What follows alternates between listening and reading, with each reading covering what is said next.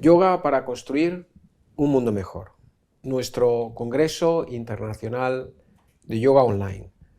La segunda edición de este congreso lleva por título Mística, Ciencia y Conciencia.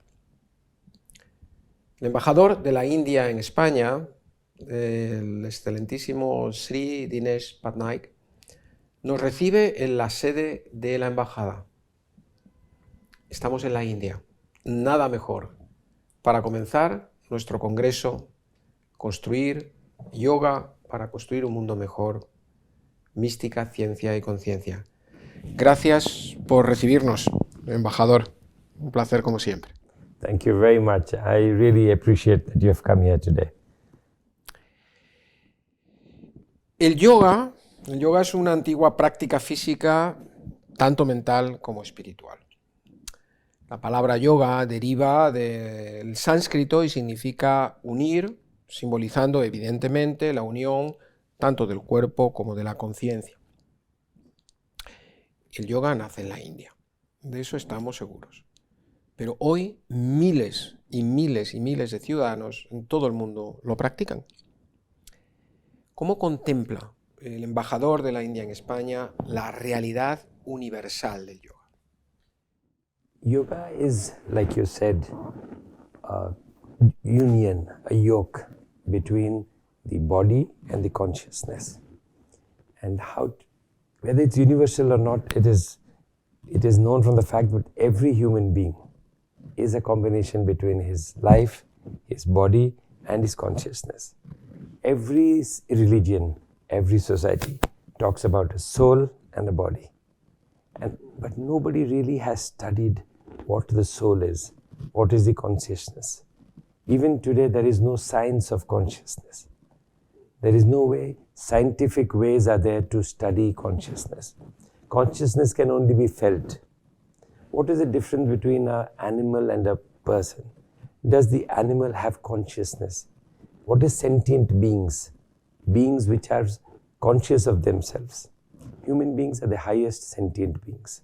So, as a form, the reason yoga is acceptable to everybody is because yoga is a concept which harmonizes the body and the consciousness. We will go into details as we speak, but what I wanted to tell you is yoga is not just asanas. It is not just pranayama. It is more than that. It is something which binds your inner self with your exterior self. Like in Bhagavad Gita, they say that I go through myself, into myself, through myself. So at the end of the day, I go deep inside. This goes back to the basic question humanity has always asked. Who am I? Nobody knows. And where I go? But first you have to know who am I. To know who you are, you have to look inside. And yoga is a process of looking inside. And this is the beauty of yoga. And this is why yoga is so popular. Entonces, embajador, según lo que nos aclara usted con esta primera respuesta, ¿qué une y cómo se une el yoga a la mística, a la ciencia y a la conciencia? This is what I was trying to tell you, is that yoga is the science of consciousness. Today in the scientific world, in all the research that is being done, there is no science of consciousness. Yoga gives an ability for science to study consciousness. Because the consciousness is something very ephemeral, lying inside you. Like, for example, memory. Do you know where your memory lies? Science still does not know which cells have memory. So, to be able to know what this is, yoga is an instrument. Mysticism is something which is brought by the West. In India, there is no mysticism. Yoga is a daily part of life. It's not mystic. It is something which is natural. The West saw it as mysticism, exotism, as something different. But it is not. It is basically goes down to the basic, in which human beings recognize themselves, do a set of asanas, pranayama, dhyana, dharana, to reach samadhi, to be able to unite the consciousness with the body. I'll give you an example. If you want, you can control your fingers, you can control your tongue, some people can control the earlobes, but the rest you can't control. But it's your body. Why can't you control? So there's a gap between your body and your consciousness which controls. Yoga helps you. So there are yoga sadhus who can control the breath to only 2 breaths a minute or 3 breaths a minute. 2 or 3 years. Who can control the heartbeat, who can control the liver, so this is what yoga teaches you, how to look inside. This is something which science needs to study more and more. And that is where the union between yoga, consciousness and science comes. Yoga Shita Vritti Nirodha. El yoga es la supresión de las modificaciones mentales. Así reza el sutra número 2 de los famosos Yoga Sutras de Patanjali, tan admirado por tantos yogis. Embajador, ¿se pueden suprimir o al menos apaciguar las modificaciones de la mente en una época tan convulsa y acelerada como la época en la que estamos viviendo? You see, from a child, if you look at a child, there is nothing controlled in the child. Child does all the yoga movements. If you see a child sleeping, lying down, it's natural. Smiling. There is no mental barriers which have come. Mental barriers are brought by society, by education system, by our religious system, by our parents, by everybody. They bring the mental modifications in our system. What yoga is trying to do is to break those mental barriers and bring one in peace with oneself. We have fears, anxieties, mental trauma. We saw after COVID, when people were staying at home, how much anxiety became more. How people started having mental trauma. Why? And they turned to yoga, because yoga helped them release their anxiety, release their mental trauma, get into peace with oneself. And this is what is the whole thing about yoga, breaking down the mental modifications of a human being. It doesn't mean breaking you down mentally. It means all the prejudices, all the fears that you have in your mind, yoga takes them away. But it is the right practice of yoga. Yoga is not, like I said, only asanas and pranayama. It is a way of life. Good thoughts, good beliefs, positive attitude, good food habits, good living habits, good way of interacting with others. All this is yoga. And that is most important. Embajador, Mahatma Gandhi recreó el principio de la no violencia, de ahimsa, uno de los yamas. Nosotros traducimos yamas por observancias. Uno de esos yamas a los que se refiere Patanjali Maharaj en sus Yoga Sutras. Su filosofía, la de Gandhi, la filosofía de la no violencia, se expandió a raíz de sus políticas y de su verbo precioso y de su poesía vital. Se expandió por todo el mundo. ¿Cómo se entiende este llama en la actualidad en el mundo, en la India y en España, en el mundo? See, non-violence is natural. It is not unnatural. Violence is unnatural. And so Mahatma Gandhi, when he talked about non-violence, he said, and this comes from a long tradition of knowing that if you are with oneself, you cannot be violent with yourselves. It's only people who have mental problems who become violent with themselves. So a human being is naturally non-violent with himself. But anger is something which is one of those mental modifications we talked about, which society generates. Anger, frustration, envy, jealousy, all negative emotions. And today we see it all across the world. It comes from various factors. It comes from poverty, from economic problems, from war, from environment which is very negative. You see on social media people saying all kinds of things. And this is where it's important to practice non-violence. Non-violence doesn't mean that I don't hit you. Yeah, of course. Non-violence means non-violent in anything. Whether you are violent to your family, with yourselves, with your colleagues. And violence is not beating. Violence is being angry, being jealous, being envious, removing all negative emotions.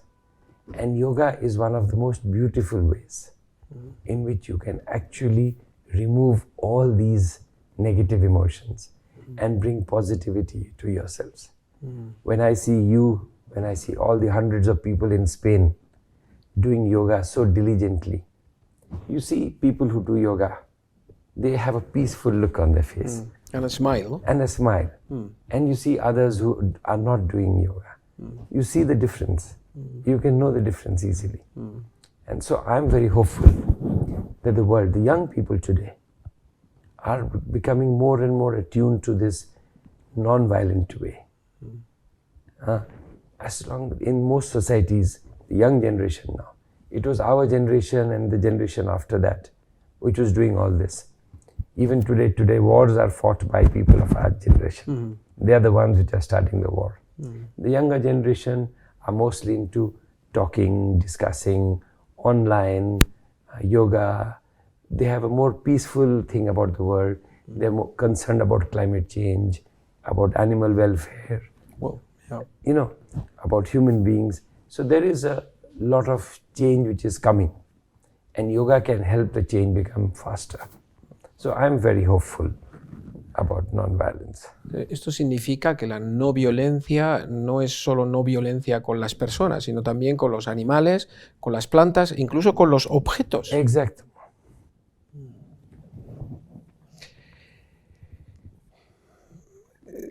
Embajador, tenemos que ir un poco a la poesía. Sivananda decía que la vida es más poesía que prosa. Muchos de los maestros y de las maestras de yoga dejaron versos en sus enseñanzas y también sus enseñanzas en verso.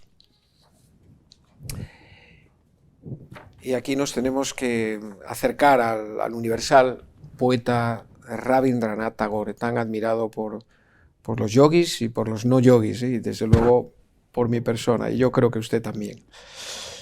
Rabindranath Tagore nos deleita con este verso, que para mí es un verso para el yoga, y dice: dormía y soñaba que la vida no era más que alegría. Me desperté y vi la vida, y vi que la vida no era más que servir. Y el servir era alegría. Tagore nos trae un niyama, me emociono al traer este verso, ¿no? El segundo paso, nos trae un niyama, el segundo paso del Raya Yoga, el yoga del control mental, muy adecuado para nuestras vidas, ¿no? Nos trae santosha, el contento, ¿no?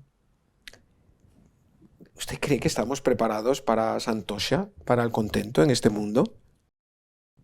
I come from a state called Odisha, in the eastern part of India, and I have seen many places, but I have seen people very content in Odisha.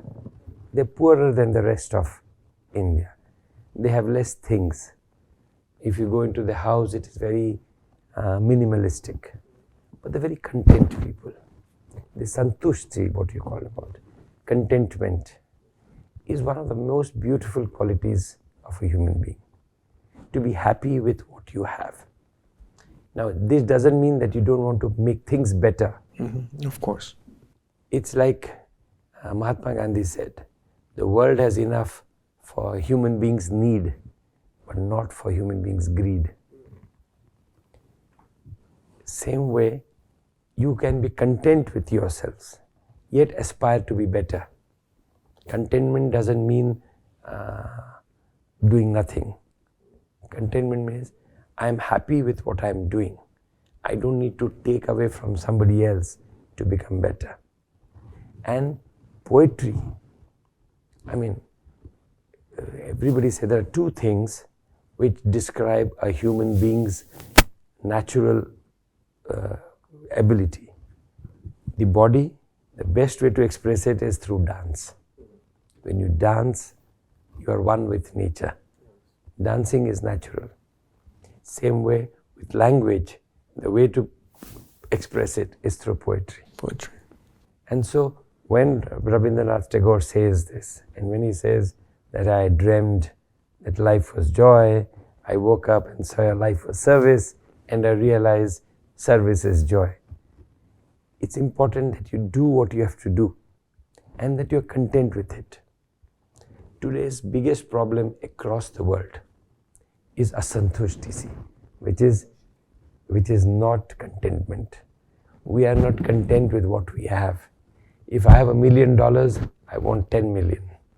If I have $100, I want $1,000. I'm always wanting more. Instead of wanting more materialist thing, contentment is wanting more to make myself better. So having more time for music, for dance, for poetry, for culture, for art, for meditation, yoga, doing service. When they say, there is a saying in India, when you get a lot of money, don't make your life better by giving yourself things. Make others' lives better by giving them things. Philanthropy, helping others. These are the things which make you a better person, the world a better place, and makes you content. Santushti comes from that.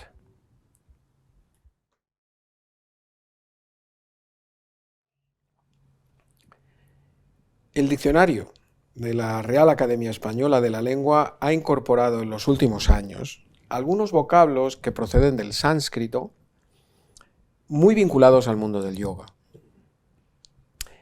Ya incluía desde hace no mucho tiempo, pero algún tiempo, palabras como mantra, como sánscrito, como yoga, como karma y prana. Y ahora, en una reciente actualización, ha introducido otras dos, chakra y asana, este último con género masculino. Embajador, ¿cuál o cuáles deberían ser las próximas palabras que a su juicio debería incorporar el diccionario de la Real Academia Española de la Lengua que provengan del sánscrito y que estén vinculadas al yoga o incluso que no estén vinculadas al yoga? ¿Qué tiene que hacer nuestro diccionario para actualizarse de nuevo? You used a word now, santushti. Santushti is a beautiful word. I don't know if there is a similar word in Spanish, contentment. La mejor palabra, digamos, sería, sí, contento. Pero el contento se asocia un poco más al estar jiji, jaja, un poco alegre, ¿no? ¿Es contento more mental or more...? Puede ser mental también, pero santosha sería buena palabra. Santosha is happiness inside, but more than santosha is a good one. Also dhyana. You have prana, you said you have asana, you have chakra. Pranayama can be one word because como derivado del control de la energía, el control del pranayama, dhyana, santushti. There are many words which can come, but it depends on the usage in Spain. Claro. So pranayama is something I feel can come very quickly into it has come into the English language. So it is not impossible for it to come into the Spanish language.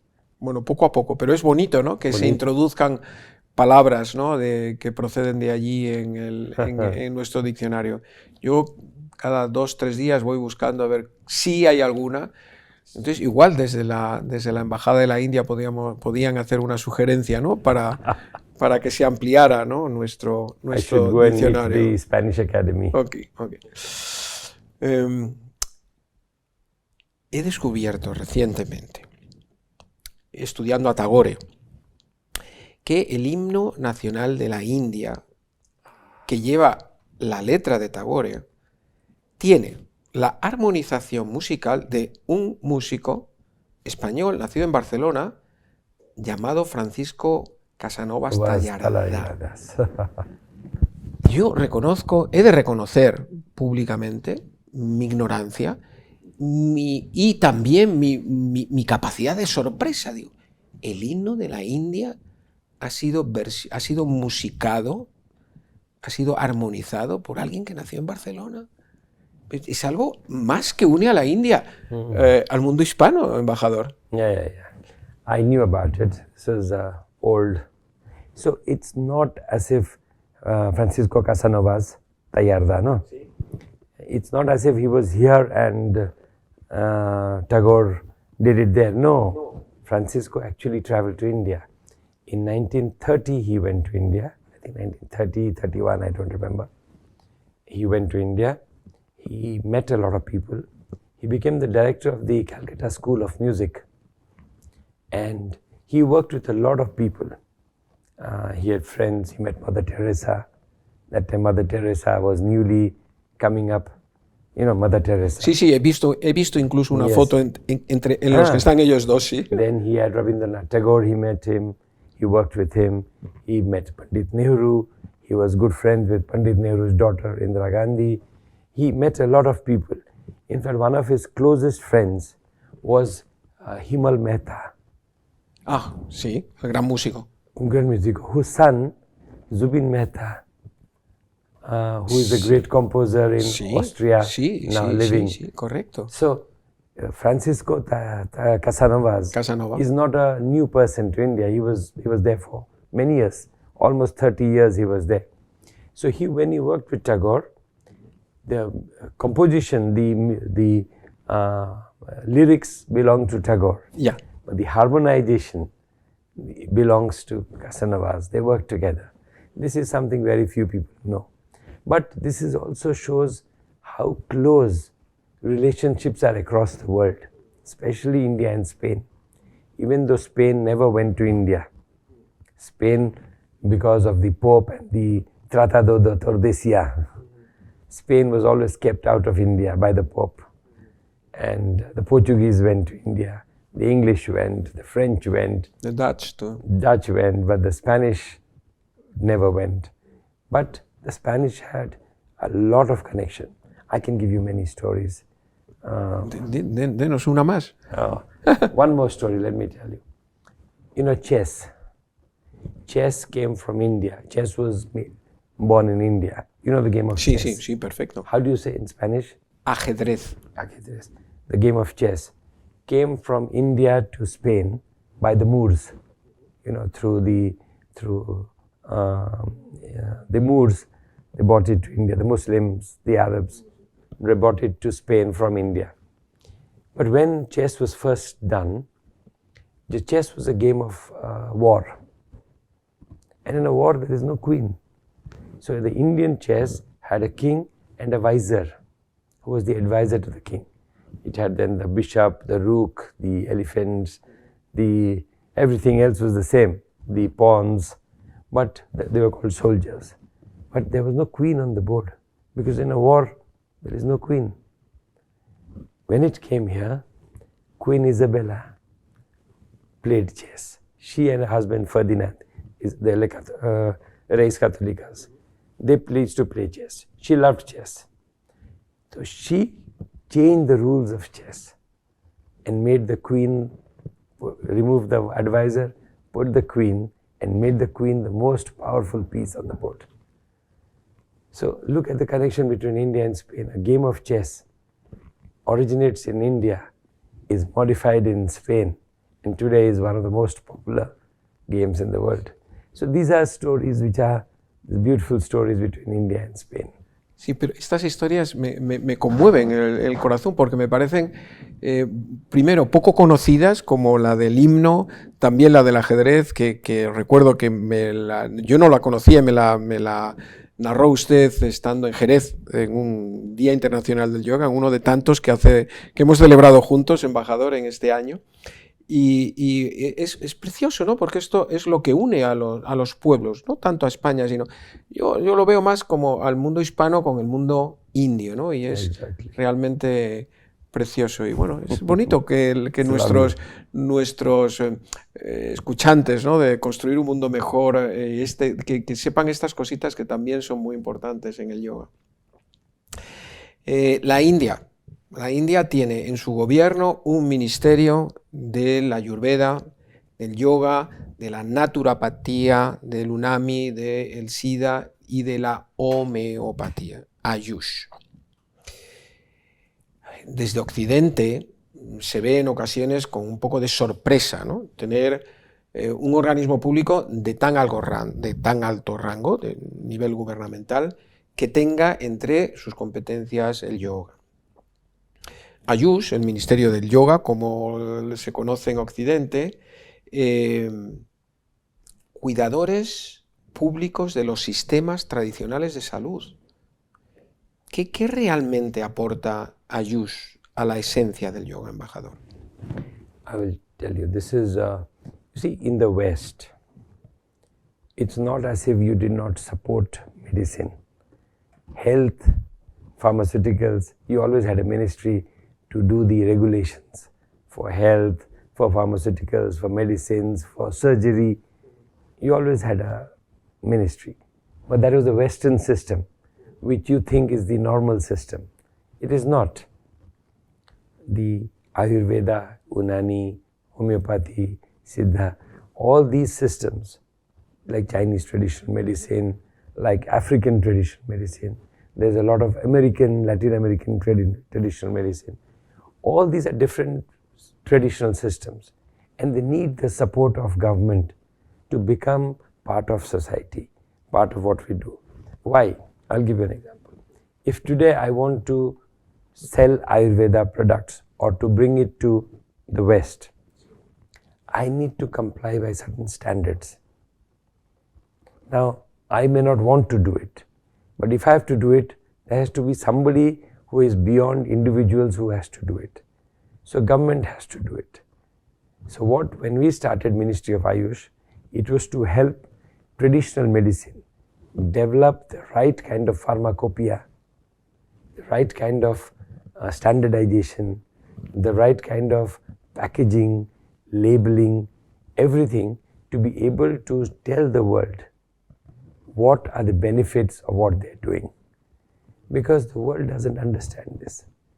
Everybody thinks traditional medicine is like, something old, something very, not very useful, not scientific. Not scientific. Yeah, that's it. That was the problem. Yeah. Whereas it is very scientific, but a different science. So what we are looking at, for example, I'll tell you, when you look at any medicine, you put a certain amount of chemicals, different chemicals. In Ayurveda, chemicals are there, but we define it in terms of products. So what kind of herbs have gone into it, what kind of roots have been used, what kind of leaves have been used. We don't go into the chemical composition.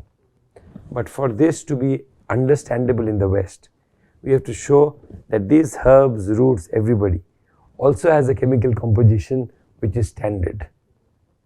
And that is what we are trying to do. Plus, you need a scientific method of cause-effect. If I take this medicine, what is the effect? I need to study it.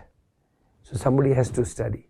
So the Ministry of Ayush works with universities, with doctors, with hospitals to do research and experimentation to show that the cause that we are showing and the effect that it is there is scientific in nature.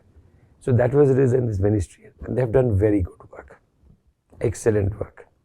Today, these are standards in India. Indians are following it, and it is having a big benefit. India is anyway the pharmacy of the world.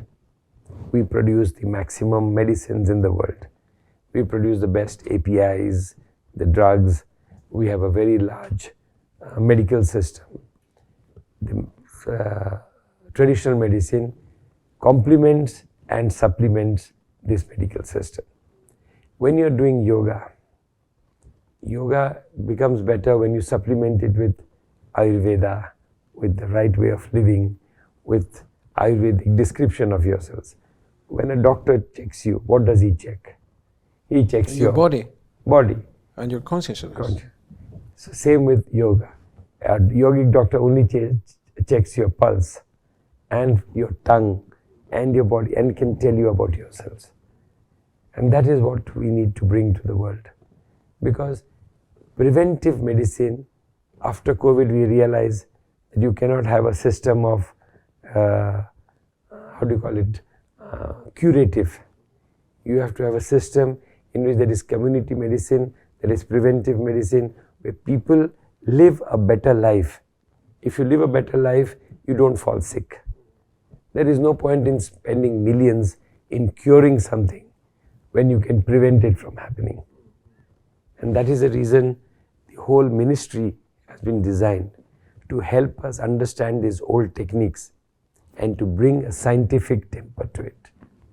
Y también para el yoga, Yes. que se estudia científicamente como uno de estos elementos que previene la salud. For example, I'll tell you, yoga has a very good effect on diabetes. You know that. Sí. It has very good effect on orthopedic problems. It has very good effect on mental anxiety, health. But there is no scientific proof that like the West needs. We have 3,000 years of proof, but there is no scientific proof. The ministry's work is that idea.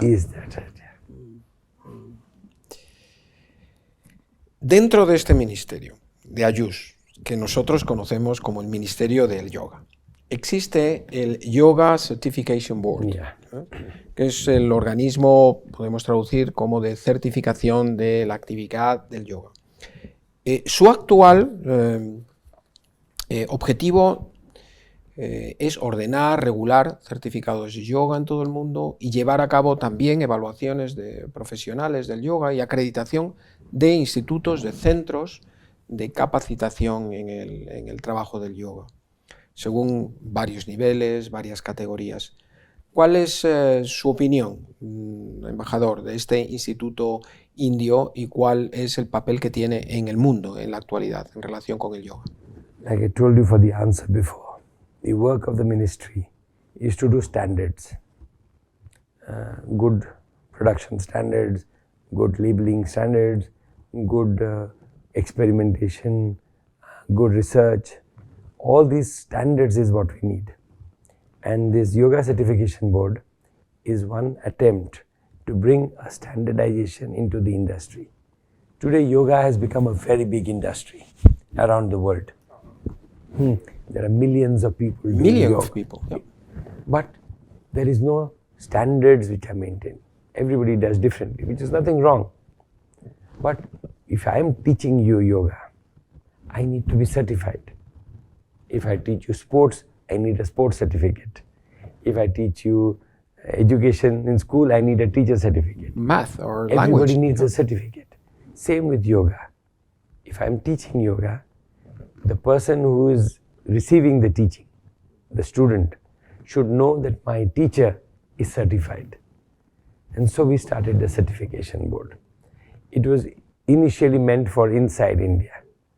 Because in India there are many schools of yoga, you know, and many types. So we wanted a standardization. And we realized the same standardization can be applied abroad. So we are now using this certification board to help people certify themselves. So if I am teaching, let's say I am doing yoga teaching in a 5-star hotel or in a yoga center or in a yoga academy, I need to have a certificate. And so we are also trying now to see how this certification we can bring to Spain and to other countries where we can help people get certified. Because if I am a youngster today and I am doing my university, at the same time I am doing yoga every day, and I pick up a certificate, it's like I am doing a computer course or I am doing an internet course, any course, I have a certificate. If tomorrow I want to be a yoga teacher, I can use that certificate. So that is the whole idea. And that idea of certification of yoga cannot be understood as a limitation. No, it's assistance. It is, to show that I have done 40 hours of yoga or I've done 80 hours. It's like flying.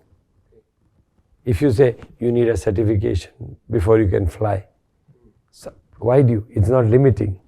It is to tell you that this man has the experience to teach other people yoga. Otherwise, I can get up today and say I'm a teacher. If I'm smart, I can do it, but I need a certification.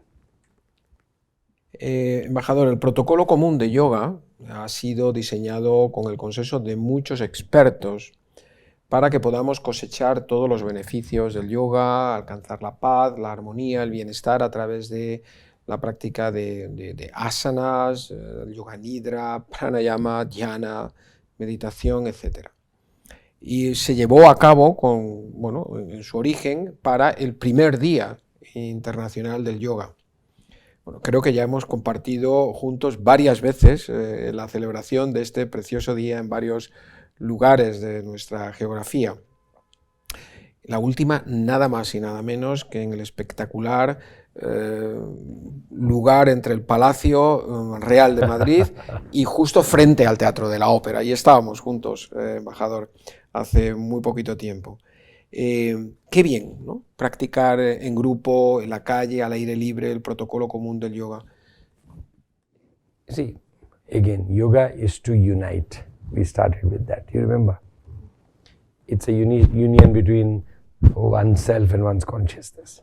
But yoga is also to unite the world. How better can you do than by doing yoga together? There's a feeling of community, camaraderie, friendship. You exchange, you do something nice, and you bring beauty to a place. If everybody can do it, it's wonderful. Actually, we do yoga everywhere. The people who know understand. Like you're sitting now. Technically, you're doing yoga. Because you are sitting, you're crossing your legs, you're putting your back up, you're breathing carefully. Everything putting is attention in the words, in your words. Yes. So everything is yoga. People sitting in offices, I get tired, 15 minutes, 10 minutes, I do meditation, yoga. You can do it anywhere, in restaurants, in shops. Yoga is daily part of daily life. And if you can have a system where we do it commonly together, it has a lot of benefits.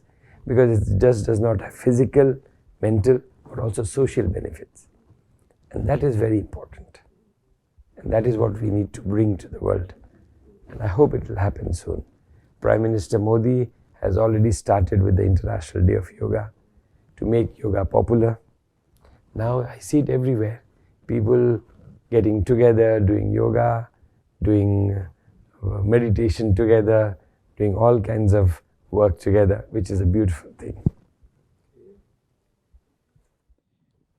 Me comprometo a incorporar el yoga como una parte integral de mi vida diaria. I pledge to make yoga an integral part of my daily life. Nos lo recuerda la web de Ayush. Cuando estábamos preparando este encuentro, embajador, 77.221.969 personas, almas de todo el mundo, se habían comprometido a incorporar el yoga como una parte integral en mi vida diaria. Yo también lo hice en ese instante, apreté la tecla y me comprometí. Y me di cuenta que era muy fácil darle a la tecla, inscribirme en este proyecto, pero más difícil cumplirlo. De todas maneras, más de 77 millones de personas que hayan dado a la tecla y hayan al menos un segundo de su vida pensado, me comprometo, no está nada mal. Embajador, ¿usted se ha comprometido? I did it when I was in India, when it first started. You see, the pledge is not necessary. It's just a way of telling yourselves that I will do it regularly.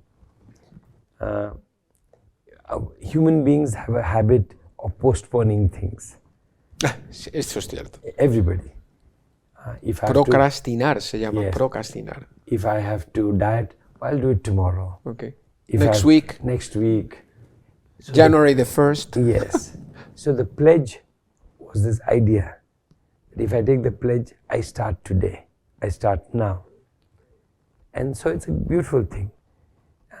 And like I told you, you can do yoga anywhere. Yoga does, you see, that's the beauty of yoga. You don't need to go to a gym or to a playground or to any, you can, wherever you're sitting, you can sit and do yoga. And frankly, you can do it in any clothes. And it's physically much easier. And it does not have to, you don't have to be slim and fit. You can be fat and you can be disabled, you can have any problem in life, but you can still do yoga. So it's one of the things which is the most beautiful thing about yoga. One is you can do it anywhere. The other is the fact that you can do it with people, you can do it alone, you can do it in a car, you can do it anywhere you want. Not while driving, of course. Not while driving. Well, while driving you concentrate, you Breathe mentally, yeah, yes. you can do it. Yes. So the pledge was only to let people know that I can do it every day. And that's the beauty of it. Pero igual desde aquí, desde esta preciosa entrevista que estamos teniendo en la India, igual podemos animar, ¿no?, a los estudiantes que compartan luego este congreso a que busquen en la página de Ayush y se comprometan también, ¿no? That's true. Yoga para construir un mundo mejor es el título de nuestro Congreso Internacional de Yoga Online. ¿Cómo podemos utilizar el yoga, embajador, para construir un mundo mejor? First of all, it's already happened. I mean, yoga has been there for a long time. But the world is today a better place than it was yesterday. It is a better place. We have problems, but it is still better than what it was 10 years ago. It is better than what it was 100 years ago. It is better than what it was 1,000 years ago. It's a much beautiful world. Much beautiful people. We are doing problems, but our world is better. What yoga does, and I've been saying from the very beginning, when people are at peace with themselves, they are at peace with the world. When you have less anxiety, you have less stress, you have less strain on your life. When you are content, when you are santusht, you are less of a burden on the world. When you do things together, you create communities, friendships. All these things, yoga has benefits on everything. Mental benefits, health benefits, economic benefits, social benefits, hopefully one day political benefits also. But yoga is something which is making the world a better place. It's not just yoga, there are many other things. Science is helping, technology is helping, people's development is helping, people live healthier lives. But yoga is one of those things which unites all these things together. So I'm very hopeful that even if there was no yoga, the world is a better place. But with yoga, it is a slightly more better place. Much more better. Better place. Oh, okay. So I'm very confident. And when I see in Spain, so many people doing yoga. When we did the International Day of Yoga last year, I mean this year. This year. I This forget. year. This You just came around. Yeah. You just came here A to few Spain. months before that. Yeah, exactly. When we did it in more than 30 cities. And hundreds of people everywhere turning up. And so much enthusiasm. And so many people. And everybody I met, you felt the happiness in them. Like I see you see the smile in their face. You feel you're in a community of people who are happy. Not community of people who are depressed and sad and angry. No. Yeah. And that is what it is. The more our community expands, the more these kind of people go out in the world and influence others. Because these people will influence their own children, their own families, everybody. And the world expands. The world will surely become a better place. Muchísimas gracias, embajador. Esperamos que su participación en este congreso de yoga para construir un mundo mejor nos haga a todos mejores personas, ¿no? y podamos seguir compartiendo. Es un reto para mí, por lo menos, que el año pasado creo que celebré con por lo menos 5 o 6 días internacional del yoga. Yo pensaba, el Día Internacional del Yoga es un día, pero la embajada lo ha organizado este año durante un mes. Entonces, aquí, allí, aquí, en varios diferentes lugares lo celebramos juntos. Fue un honor para nosotros estar juntos en esos días, practicando juntos en la esterilla. Gracias, porque con un embajador como usted es mucho más fácil construir un mundo mejor. Gracias, embajador, y nos veremos en una próxima entrevista y espero no es una cuestión de esperar, estoy seguro que sus palabras van a llegar a varios miles de personas, a los que también animamos a ir a la página de Ayús y comprometerse con la práctica del yoga. Muchas gracias, embajador, en nombre de construir un mundo mejor. Thank you very much, and thank you to everybody for listening to me.